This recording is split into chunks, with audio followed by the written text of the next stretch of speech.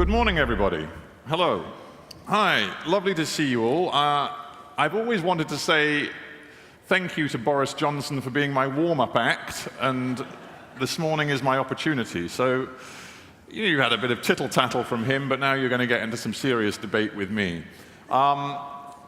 It's a great pleasure for me to be here, and I'm about to introduce you to a fantastic panel. May I just say that it's a little bit intimidating being in front of such a brainy audience, all of you steeped and versed in foreign policy matters. So I'm very well aware of the expertise we have in the room.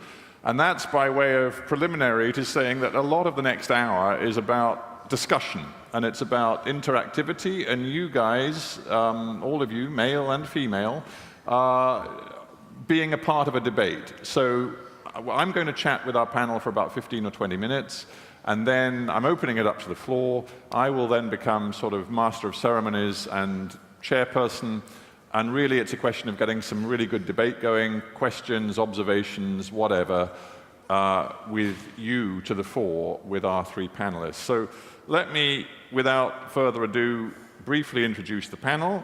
And immediately next to me, I'm sure many of you will already know her, certainly recognize her, Eliza Manningham-Buller, Baroness Manningham-Buller. She is the co-president of Chatham House, which of course means that she's rather proud of this event, but more particularly she's also vastly experienced in security and foreign policy affairs, and was the Director General of MI5 in the period from 2002, I believe, to 2007.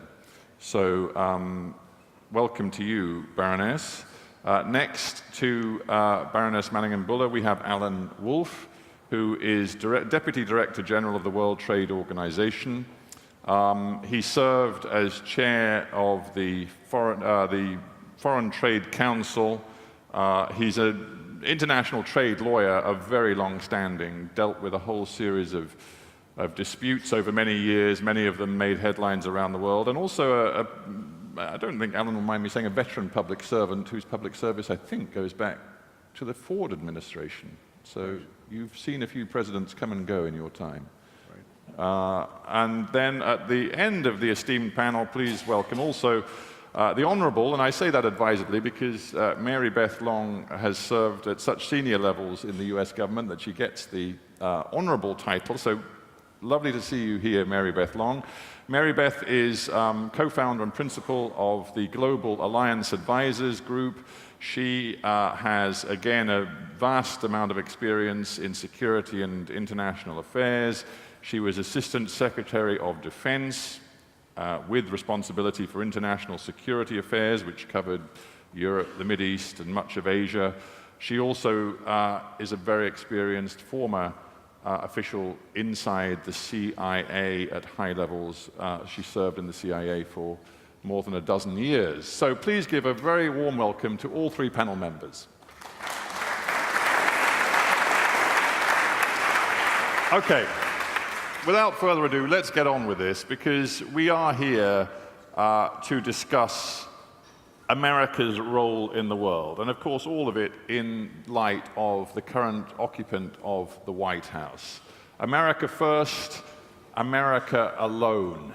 Is this the end of world order? That's the sort of rhetorical question that we're all going to chew over. So my opening question, and I want each of you just to reflect briefly on this, is, are we right to see Donald Trump as something fundamentally different from what has gone before with US presidencies of the modern era? You know, this idea that he is a nationalist, that he's transactional, that he doesn't really believe in multilateralism or values-driven foreign policy making. Is it something importantly and fundamentally different for America? Alan, let me start with you. Well, it is, in the area of world commerce, fundamentally different. The United States has absented itself after 70 years of leadership, of this being for commercial purposes, as well as probably national security, a Pax Americana. And now the U.S. is not leading. It is not taking itself out of the World Trade Organization. It wishes the World Trade Organization well, but it isn't going to put major proposals on the table. has no intention of doing so. And the challenge for the World Trade Organization is that others have to adjust. The European Union, China, Japan, and the EU and the UK, for that matter, are taking up with Brexit. And the UK and the EU say, well, we'll negotiate a bunch of bilateral agreements with all sorts of countries around the world.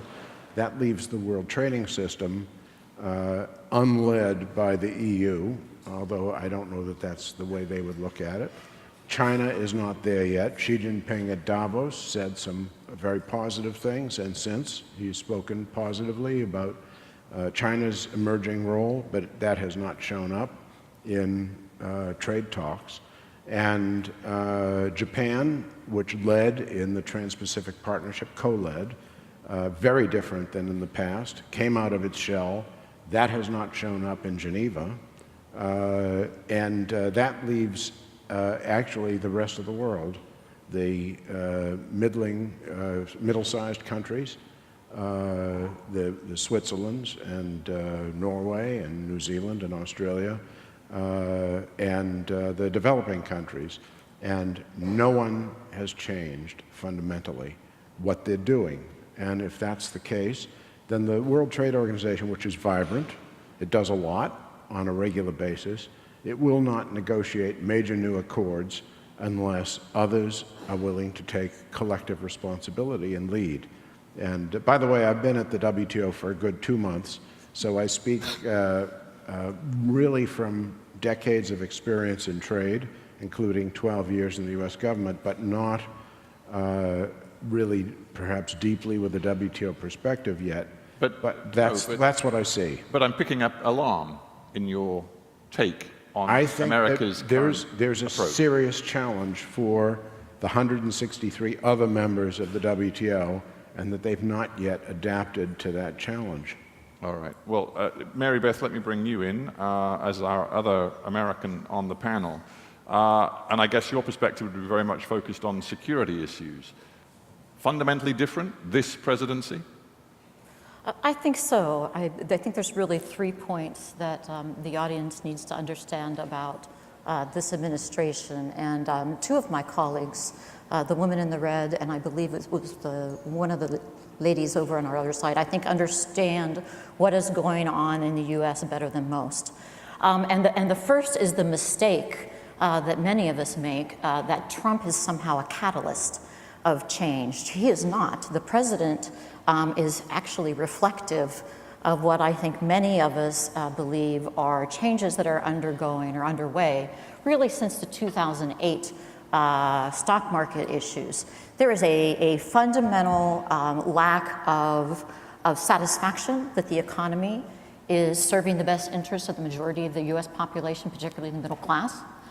And there's also a fundamental cultural dialogue that's going on in the United States right now, the liberals, to put it simplistically, against the conservative.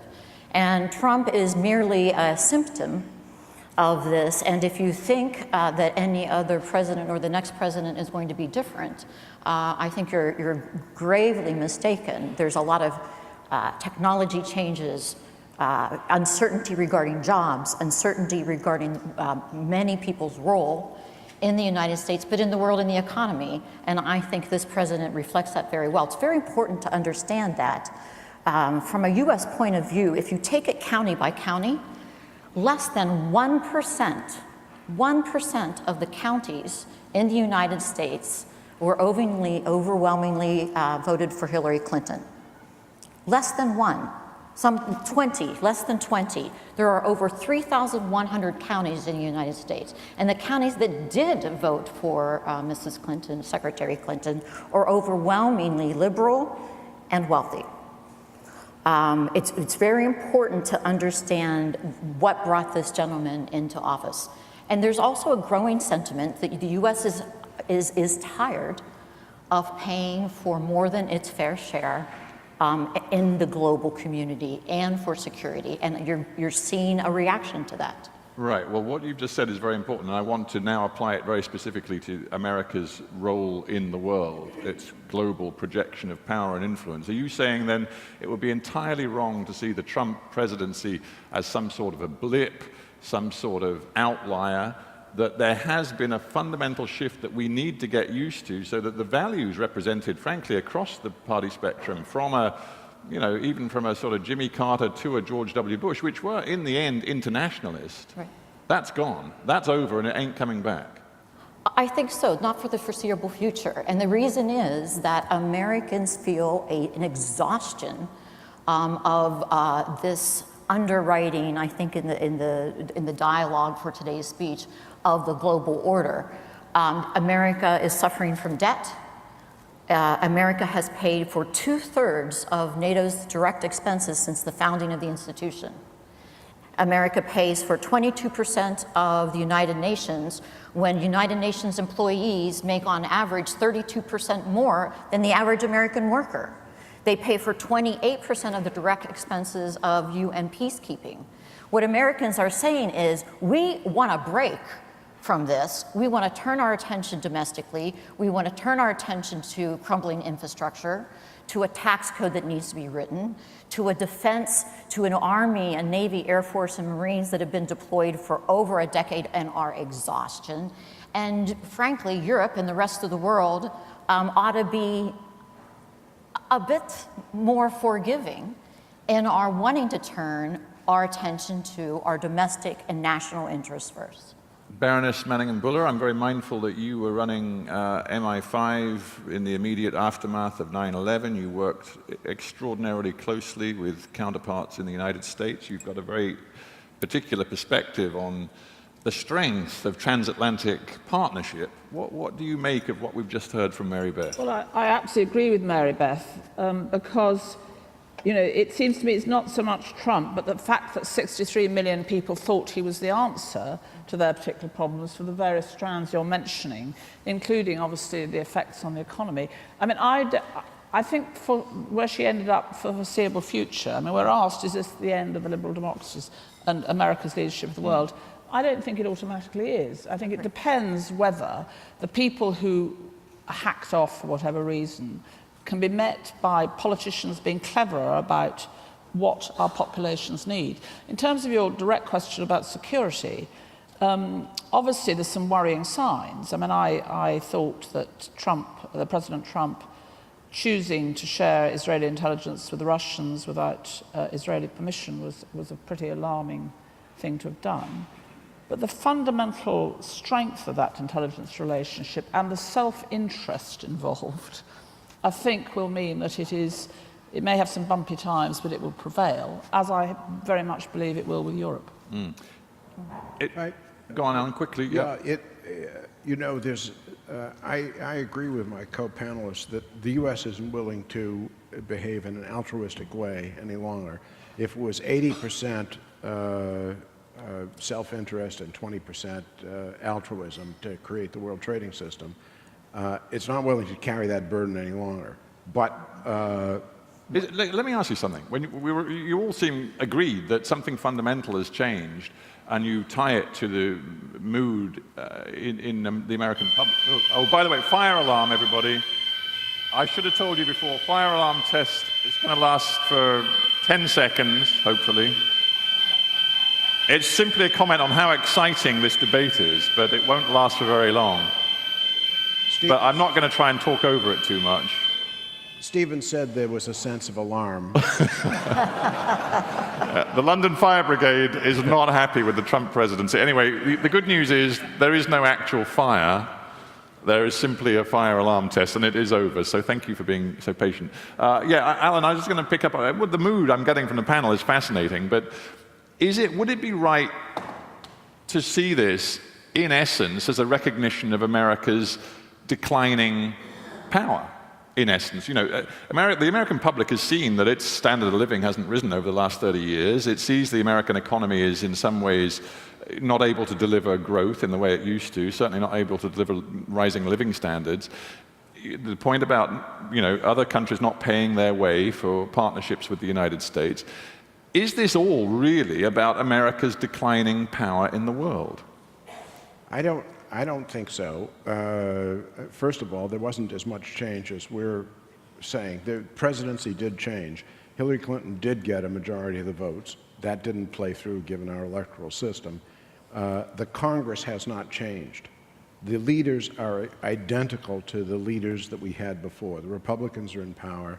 They are for free trade. They're for engagement. And so, but yes, they're also running scared of the president, because the president is shaping the agenda and the Republicans are, in essence, puppets being pulled by Trump's strings. There are things that they want to do together, including lowering corporate taxes, for example, and that comes first. And that's coloring the position. But a certain amount of this is rhetoric. I mean, what has he actually got through Congress?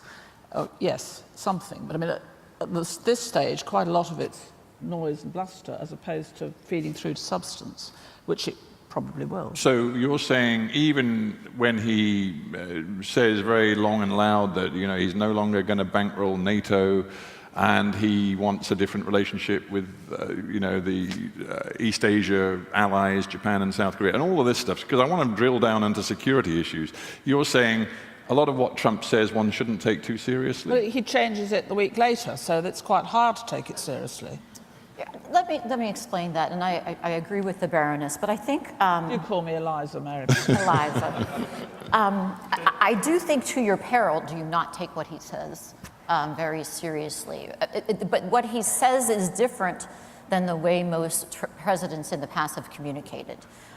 This man does not generally dictate policy by tweet, and I know that's something very difficult to get used to, but it just is. He also is a tactical, transactional president who does go in, and if you read his book, in all of his negotiations, he goes in high and hard. And then he negotiates a resolution and a negotiated agreement from there. And that is reflected in his tweets. I think that the jury is out on American power abroad. America is going through a lot of the same transitions that everyone else is. Technology speeding ahead, perhaps faster than our culture is. Economies that are moving away from traditional labor-oriented economies faster than our governments have moved. There's clearly a disgust in the United States with the traditional bureaucracy and the fact that the Congress in particular has not served the will of the people in the way that most of the voters believe that they should. And there, I think you're going to see a lot of future struggles and a lot of discordant voices. But on American power abroad, our interests are too broad. We have military bases and troops in probably certainly every country that's represented here, and if not there, close by. Our interests are global, and we will protect them. But I'm taking seriously what you said at the very beginning, which is that, you know, this isn't just about Trump. Something really significant and long-term is happening. So that may not be true in 20 years' time. No, but I think that's fundamental to what Americans think they are. I mean, at the end of the day, Americans do believe that they have an active, important role globally. But the point is, though, whether they're in the future going to be just projecting America's national self-interest in a very ruthless and cold-eyed way, and whether they are going to withdraw from the sort of values-driven, multilateral, liberal, small L liberal foreign policy making that we've seen, you know, for a long time. I mean, for example, just taking off the top of my head a bunch of multilateral institutions in the world today, obviously Alan's WTO, but the NPT, or you could talk about even the UN Security Council, you could talk about the International Framework for dealing with climate change. Are these frameworks and institutions going to wither on the vine under this new America? My own view is that reality intervenes. The president may be transactional, he may be situational in terms of his responses, but that means that you know, NATO wasn't worth anything until it was worth something. And in terms of world trade, the U.S. has major export interests, and there is a business sector. And actually, the unions actually recognize that we need to be engaged in international trade. So the facts are going to be more dominant in terms of, right, of theory. I mean, I don't want to be too simplistic. Well, I do like being pretty simplistic, but you know, we're talking selfish America, not in any way as selfless America. I so object to that characterization. I hope you don't mind. don't. It's a fundamental mistake for people to assume that the U.S. Promoting its interests and its national interests at this point in time somehow comes at the expense of other countries. If that were the case, then how do you explain the fact that the U.S. has underwritten NATO by 2/3 of the direct expenses, and we won't even talk about the indirect expenses, since NATO was founded? What about everyone else? I agree. And the assumption that you're making is that these multilaterals somehow reflect U.S. interests. Over time, I think what the American public is saying, and certainly what this president is saying, is I agree with you. At the end of the day, you can only do so much, and practicality intervenes. But the multilaterals have drifted far from what the U.S. population wants. When the United Nations body appoints Mugabe to a senior official position, you have got to be kidding me. The United Nations, by its own Inspector General, is determined to be one of the most corrupt institutions in the world. Why should the U.S. pay 22%? Where are the rest of the 170-some nations? I want to bring Baroness Manningham-Buller in, and I want you to reflect on how you think allies are going to respond to what we see and hear, you know, from Washington and the United States today. I mean, in particular, I'm thinking, for example, of Angela Merkel. I think it was back in May of this year at a G7 meeting, saying, you know what, from now on, we in Europe must understand we can't rely on our old allies and partners in the way we used to. We have to take our own fate into our own hands. Is something significant happening amongst allies as they react to what they see from Donald Trump's America?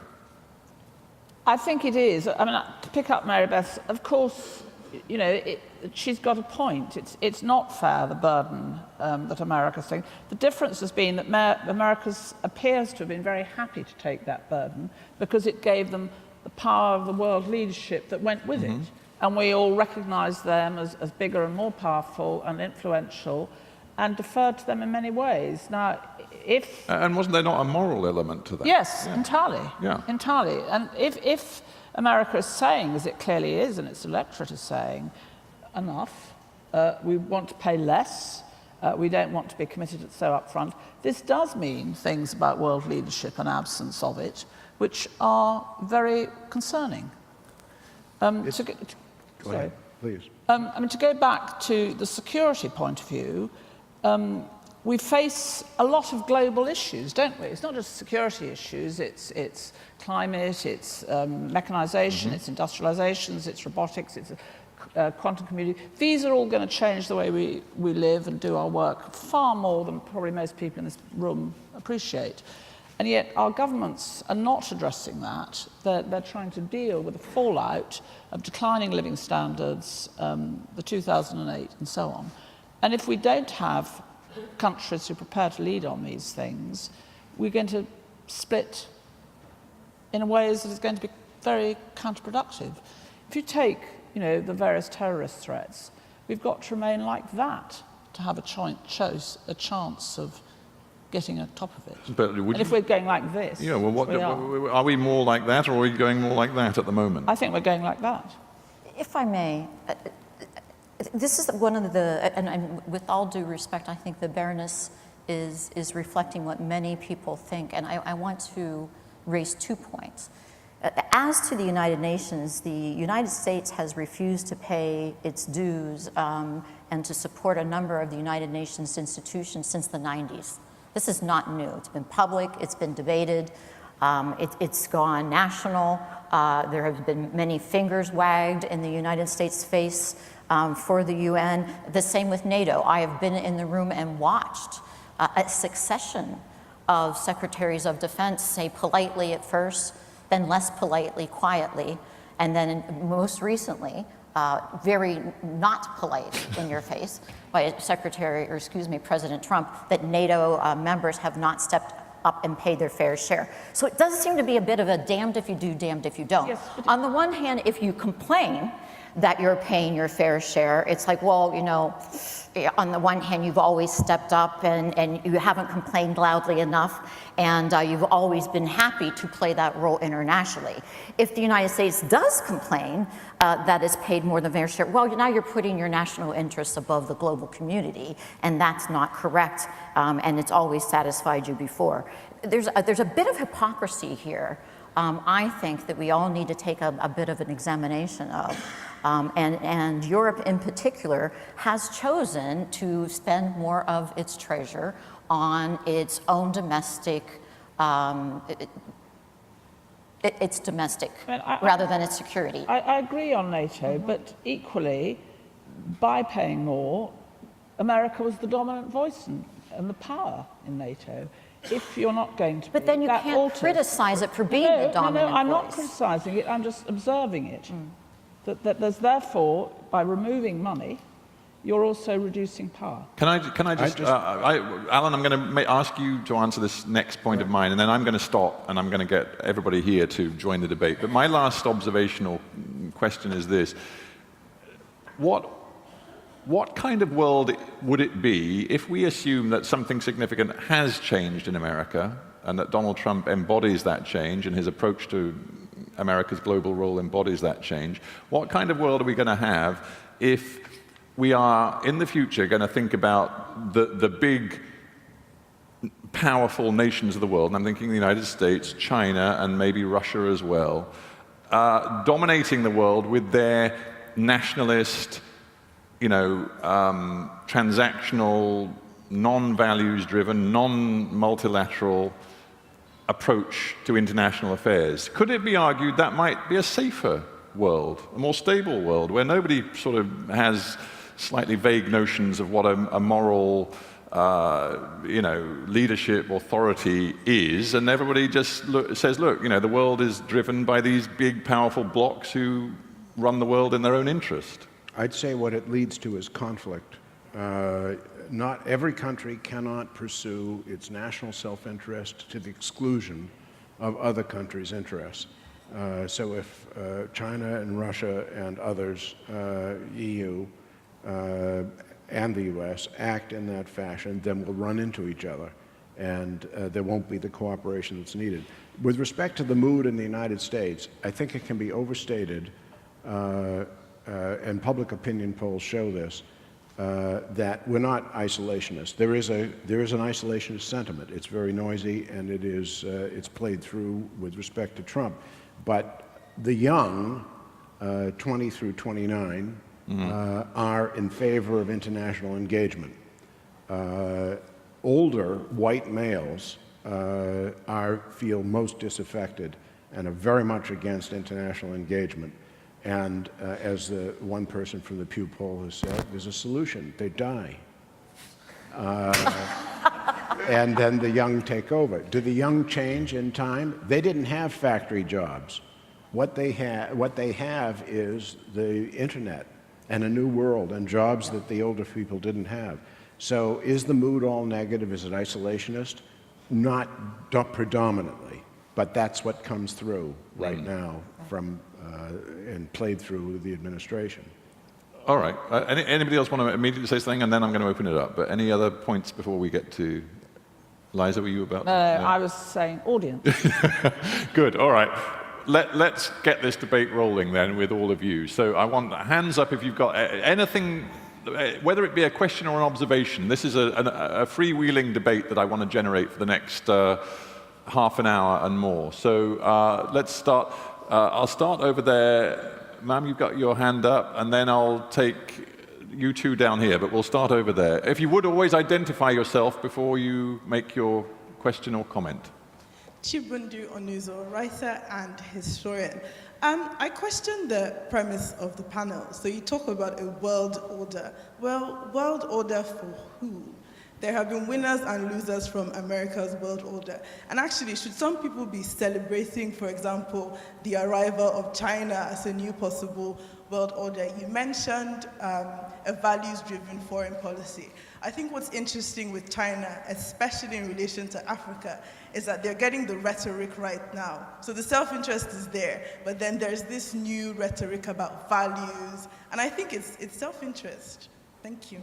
Okay, well, it gets in a way to what I was just talking about. I mean, and particularly in Africa, it is interesting the degree to which, if one is looking for a country which is really offering, material help and interventions and cooperation. I mean, China's role in Africa is stunning, and one wonders what Washington makes of it. But maybe the world is being, fundamentally shifted away from an American-driven view of what a world order looks like. Actually, I think if I so respect what you're saying. I was sort of surprised that the question wasn't about the American role in world disorder. I mean, one could argue, I think very persuasively, that the world is unstable and disordered as it's been certainly in recent memory. And I agree with both of my colleagues, and particularly when it comes to emerging or states that are unstable. I may be incorrect on this, but I can't think of another country that has more physical presence and puts more money into Africa with the opening of AFRICOM in the last decade, in the Middle East, and in countries that are unstable than the US.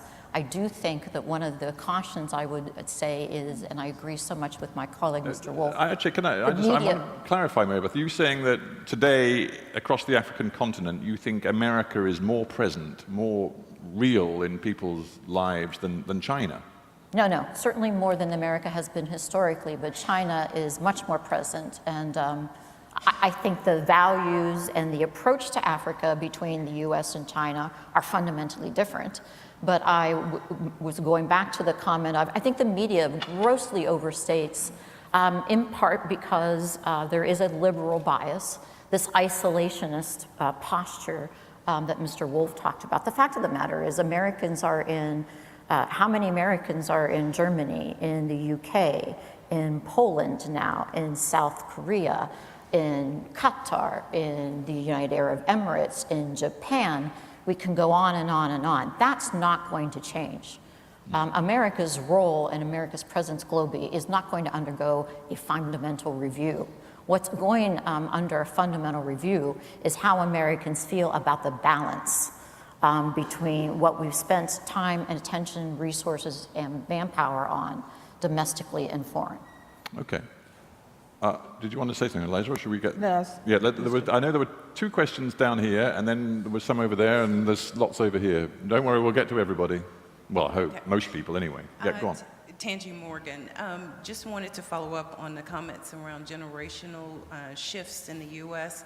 I do believe that right now we are seeing a somewhat redirection under the Trump administration. However, for instance, there is an organization that we're funding now called Run for Something in the U.S. And it's basically there. Sorry, it's called what? It's called Run for Something. Run for Something. And it's basically to encourage under 30s to run for down ticket offices, which is developing a pipeline. And I do feel that generationally, we will still have a global interest there. Right now, we're going through a shift. So I just want to say that. That's a good contribution, an interesting point. Yeah. I like that idea of run for something. I get my kids involved. But right. Let's take two points from over here, or questions. Stevens, Zania's got a microphone here. Oh, I'm so sorry. Well, I'm so sorry. We'll have you, and then we'll go over there. Yeah. Zania Wickett from Chatham House. I have 3 comments, and I'd like to get the panelists' view on the last one. I mean, the first one is just to pick up what Mary Beth said, which is this is not a cliff we've fallen over. This is a trend. that America is a little less engaged. And I think that's worth remembering, because I think a lot of people think we have just gone over a cliff, and that's not what's happened in the United States. The second comment is, just to pick up something we said earlier, national interest. What country doesn't act in its national interest? We sit here and we say, oh my God, suddenly America is acting in its national interest. Name me a country that doesn't act in its national interest. So I think, again, we have to just be careful about the language we use. But I guess it's whether the perception in the United States of what its national interest is has undergone a fundamental shift. To which I would argue, no, I don't think it has, but that's a long conversation. I want to keep this quite short. And the third comment, and this is where I'd really like the panelists to talk about, I can make an argument, and this is probably where I stand, which is if we can get through this transition of America kind of pulling in a little bit and maybe other countries stepping forward a little bit, the world will actually be a safer place where you share power, where you share influence, where you share burdens. That is a far more long-term stable place than one where you've got one center of power, if we can get there. And so I can make an argument that says when we talk about unity or disunity, actually we'll be better a decade from now, assuming we can get to that decade without World War III, et cetera, et cetera. And I'd be quite interested in knowing whether the panel agrees that over the longer term, we're in a better place after we've gone through this transition, or whether actually it is just chaos. But what you describe as that more nuanced shift of America exercising its role and influence in the world, it's quite a sort of sophisticated notion. I mean, I wonder whether you think, certainly with the Trump presidency and the president himself, whether that sort of sophisticated notion of a change, evolution in the relationship between America and the rest of the world is happening or possible. I mean, I wonder what the mechanisms are to get there. Obviously, the theory of what you say is then you must be right that you share it and that it's more stable. But if the international organizations to which you subscribe and supported are being criticized, many times fairly, underfunded, challenged, the mechanisms to get to that change in power and shift, I don't quite see how they're going to happen without some really strong leadership elsewhere in the world than in America. I think we are redefining our national interest in the United States, as are others. So Abe, who just got a new mandate, sees a broader role for Japan. Macron in Europe sees a broader role for France. China. China is saying that it is, and I hope that that plays through in reality. I very much hope that they do, and I urge the countries I meet with in Geneva to step up and share the burden. And as I said earlier, there has to be partially it's a broader definition of national interest of, do you have a stake in having the international system work? And yes, you do. And therefore, if you do, how are you going to change the way you are relating, given the fact that the U.S. is, in fact, pulling back? And my hope is that that change takes place. I think the Baroness has it right, if you don't mind me just jumping in. And the problem being, and she alluded to it as did Mr. Wolf, that the other leadership voices in the world are malignant in many cases. The Russians, the Iranians, we could have a discourse over whether or not China's voices are always malignant. I don't think so.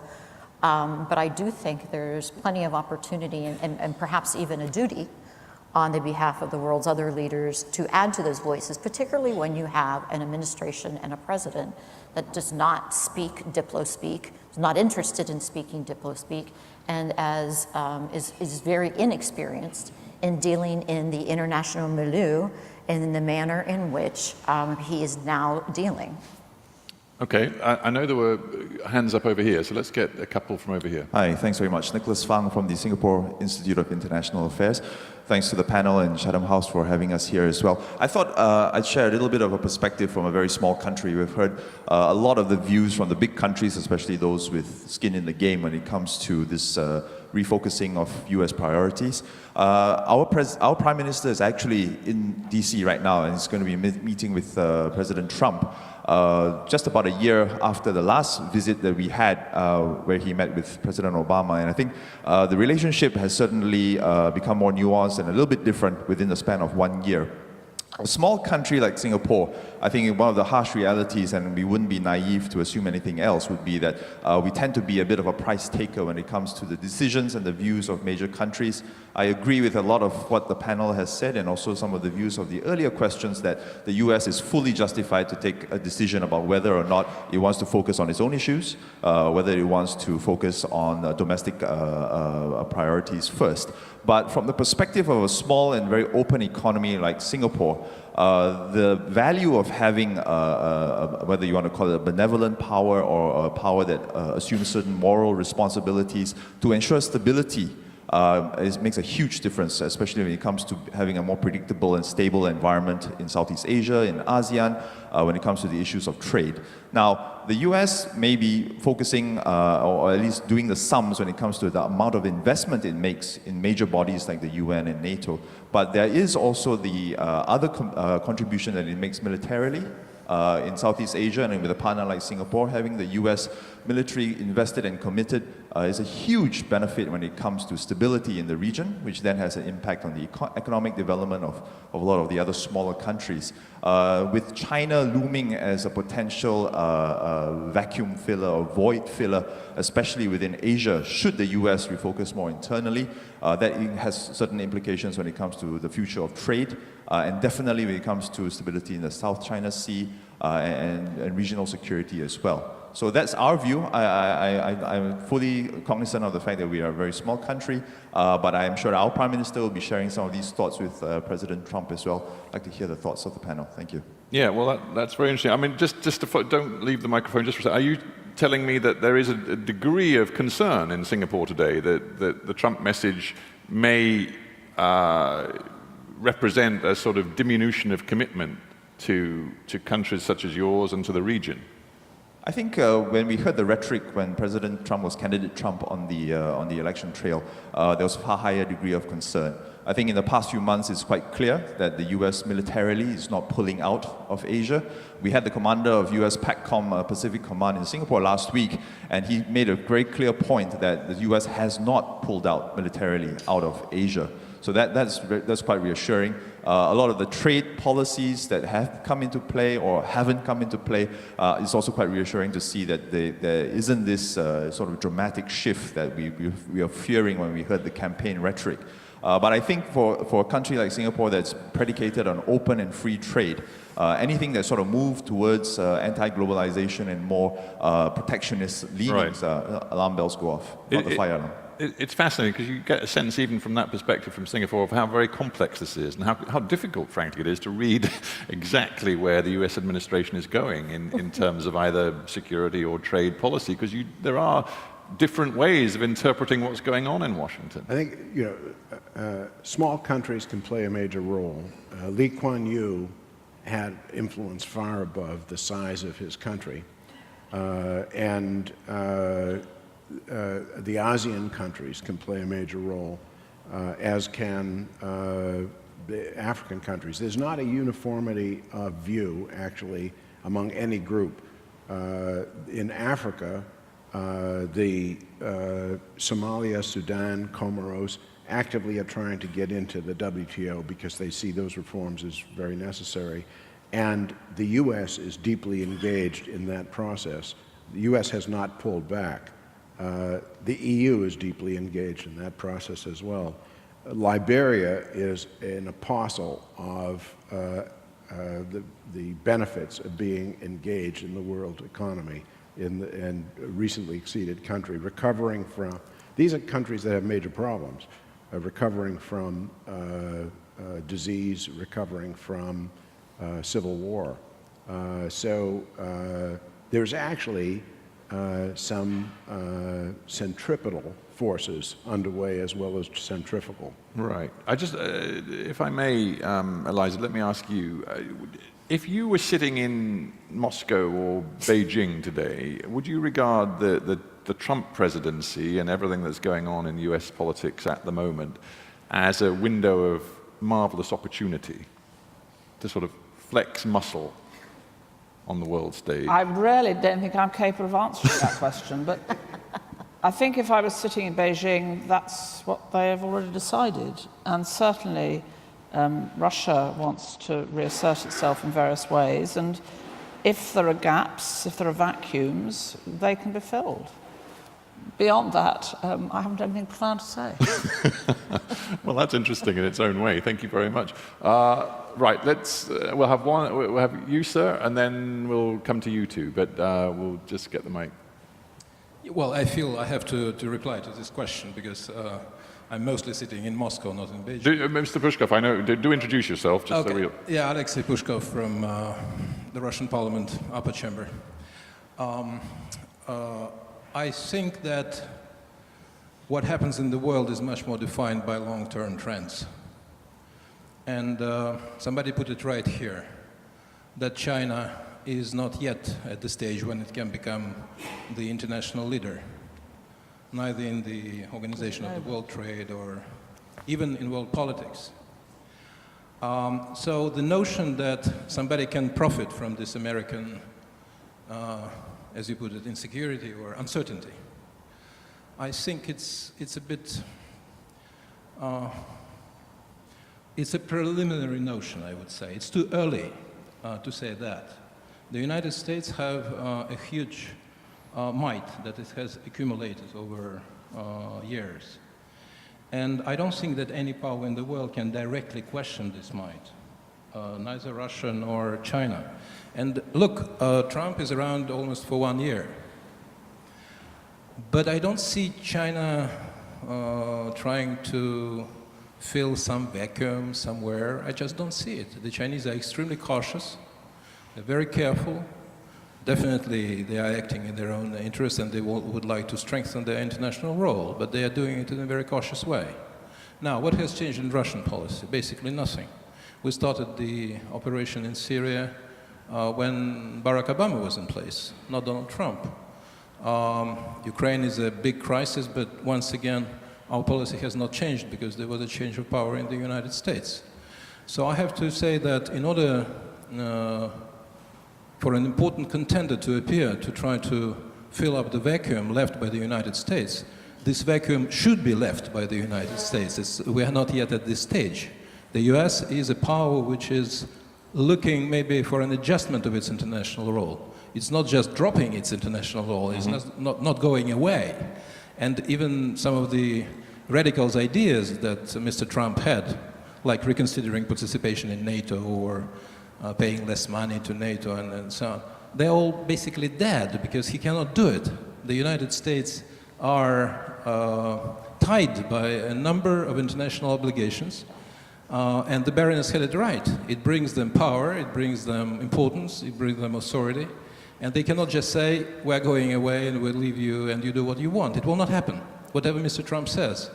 And to my mind, those in Russia who work quite hard to see a Trump victory, are they feeling a little disappointed? Well, first I would strongly doubt the first premise of your question. Really? No. We are not, nobody is in a capacity to change the course of election in such a country as the United States. Come on.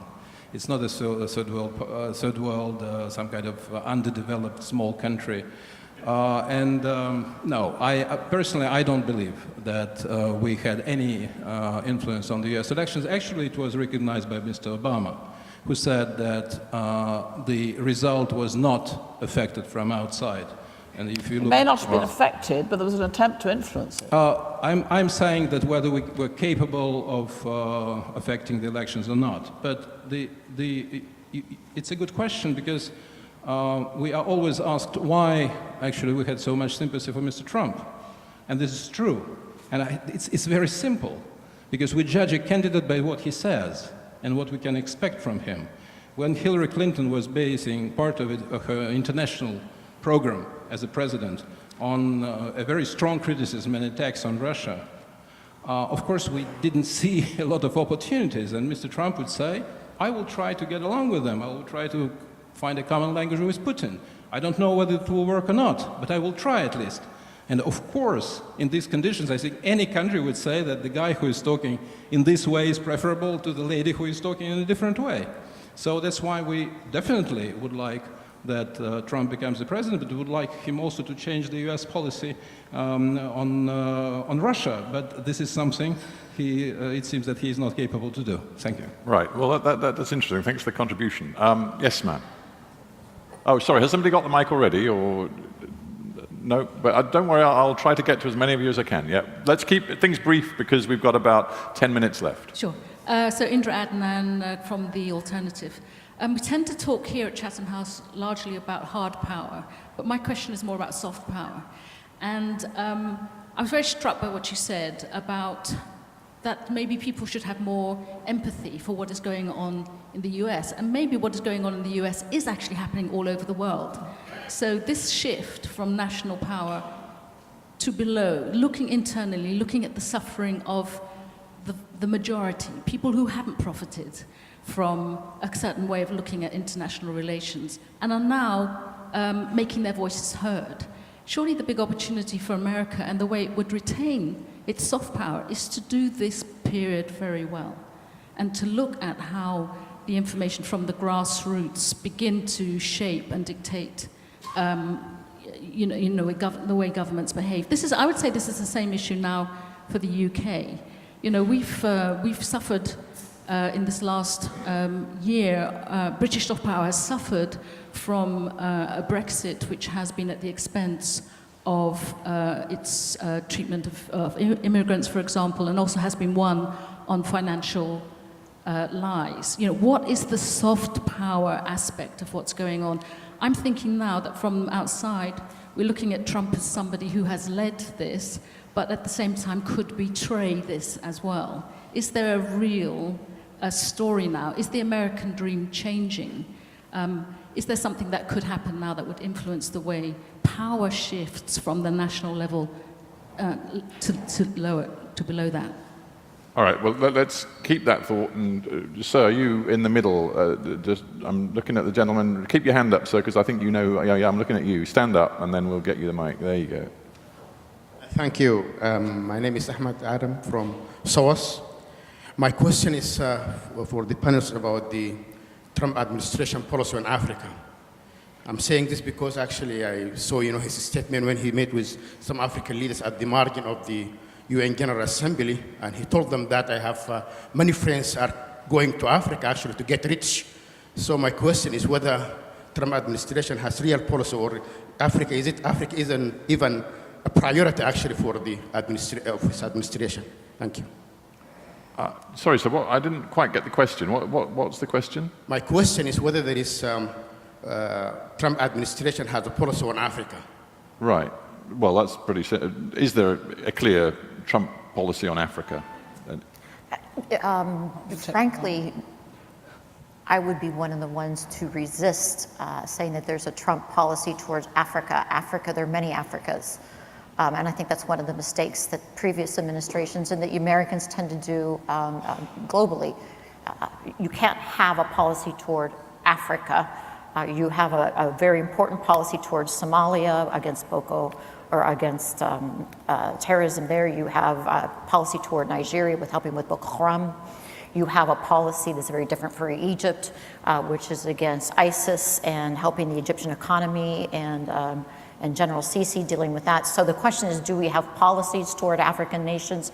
Yes, absolutely. And the commitment to that is represented by the Africa Command, which is less than a decade old, and the unfortunate death and boots on the ground of African special forces in Niger and other places in order to train and contribute to local forces dealing with either Al-Qaeda or ISIS or local terrorist organizations. All right, and I'll get to more questions there, but just on the soft power point, I'm just interested, Alan, you as I said at the beginning, have a wonderful range of experience, and you've worked with or looked at closely a whole host of US presidents. In terms of the United States as a brand around the world, what do you think the impact of Trump is? I know there was one pretty extraordinary poll which suggested that in a host of different nations, including many friends of America, populations surveyed said,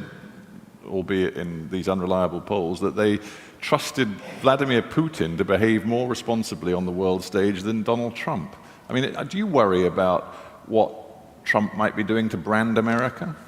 Well, first of all, Well, either of you. I choose for Alan and Mary Beth, but either of you. But I think we always worry what our leadership's brand is. I don't trust polls. I mean, these are the same polls that said overwhelmingly that Hillary Clinton was going to win and there was going to be a landslide.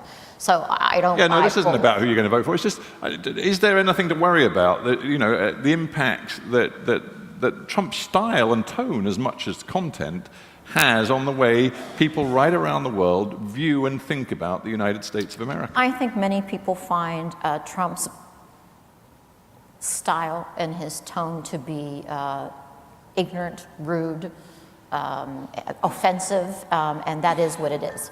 I think sometimes that's by design, frankly.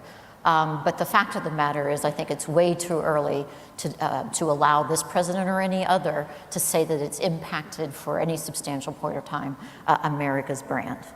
I think two things. One is, if Mr. Trump were here and you asked him if he believed in soft power, I don't think that you would find that he would embrace that immediately. Yeah. He's more in the hard power school. On the other hand, there's continuity in U.S. policy. There's continuity towards Africa. There's continuity towards the World Trade Organization.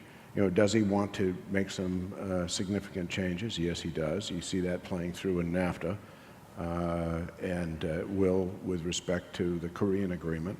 But is not saying no agreements. He's saying he'd like to have different agreements. So reality is that the United States is, in fact, still engaged. What is coming out of the White House daily or through tweets is not the whole of U.S. engagement in the world. Right, well, that message is coming over loud and clear. Right, we're going to try and squeeze two more in, and then we're going to have to stop. So I feel I haven't really been over there very much. So you, ma'am, you keep your hand up, because we're going to have you stand up and give us your point, and then I'm going to choose somebody way over there. So you waving very cheerily, so you're going to get the last one. Actually, it was not you, ma'am. I'm really sorry, but it was the lady behind you. I'm so sorry. My pointing isn't very good. Sorry. I apologize for taking your turn. Anyway, I'm Elena Lazaro from the Julio Vargas Foundation in Brazil. I had a couple of questions, comments on... Keep it brief, because we are really short of time. Yeah, I am going to be very brief.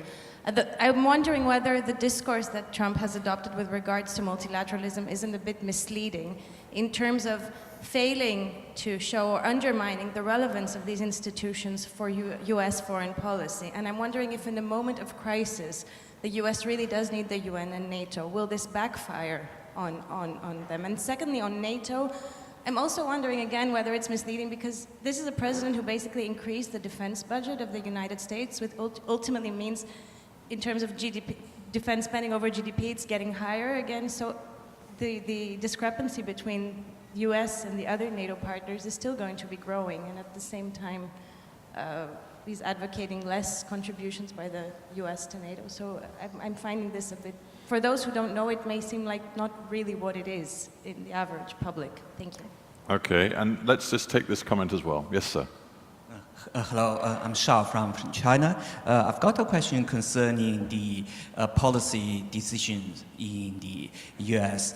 Because as Mr. Johnson just mentioned, that Mr. Tillerson talked about the 4 no's on the North Korean nuclear issue, while the president seems to talk about fire and fury and the destruction of North Korea. So who has the final say in the foreign policy of the United States? Yeah, very interesting question. Aren't we placing our hopes in the generals around him, which is ironic in itself? Well, it is fascinating. I mean, it comes back to the point we were making earlier. It's so difficult to read exactly what is White House policy and what the U.S. administration really is following through on, rather than just tweeting about. So, you know, who do we take seriously, and how is policy made in the Trump White House, in brief? I think the Trump White House makes this policy the same way most White House have made policy, and I actually think... Yeah. And I actually think, I apologize if anyone thinks that's funny, they can join me afterwards for a discussion. I think Mr. Wolf actually says that it was exactly right. The fact of the matter is, most of our foreign policy hasn't significantly changed since the Obama administration, despite all the press and the hoopla and the hysterics that you'll read about in the paper. It's just not true. As to China, let there be no doubt, this president will make that decision, and I don't think, while there is light between what Secretary Tillerson and the president said at various times because of timing, we are doing everything we can to avoid conflict with North Korea. China has been a tremendous partner, and I thank you. I know that President Xi and the president are working very closely together, but the U.S. will not sacrifice its territorial integrity and sovereignty to the threat of a North Korean either EMP or nuclear weapon. As to the Brazilian young lady, I think you're confusing U.S. expenditure domestically on defense, which is going up, and what it wants to spend internationally for multilaterals. Two very distinct issues. We are not increasing our spending on multilaterals that I'm aware. What we are increasing our domestic, what we call is regrouping from 12 years, in some cases, of foreign deployments. And I know you had another question and I missed it. Well, it was about whether the whole administration stance on multilateral institutions might end up backfiring, might weaken those institutions, and you know, the US and others might then regret the weakening of those institutions. Well, if we say, which nobody disagrees with, that ultimately we all act in our self-interest, but our self-interest to avoid conflict, Alan's point, requires us to work with such institutions even when they are not perfect. And if we decide that, or America decides, you know, to bail out, which I agree it hasn't, but to retreat significantly, it does require others to come forward.